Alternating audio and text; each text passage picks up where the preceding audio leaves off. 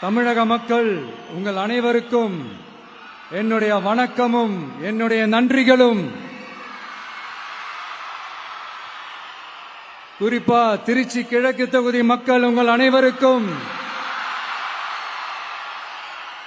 என்னுடைய ஸ்பெஷல் வணக்கமும் ஸ்பெஷல் நன்றிகளும்.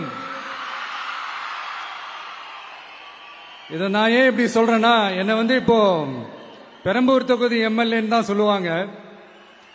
பட் ஆனா அது எலெக்ஷன் கமிஷனோட அந்த சட்ட விதிகளுக்கு மட்டும்தான் அப்படி. ஆனா என்னை பொறுத்த வரைக்கும், தமிழ்நாட்டை பொறுத்த வரைக்கும், தமிழ்நாட்டுக்கு எப்படி திருச்சி ஒரு இதயம் மாறியோ, அந்த மாதிரி என்னோட இதயத்துக்கு திருச்சி கிழக்கு தொகுதி மக்களும் ரொம்ப ரொம்ப ரொம்ப க்ளோஸ் தான். அதுல எந்த மாற்றமும் கிடையாது. சரிங்களா?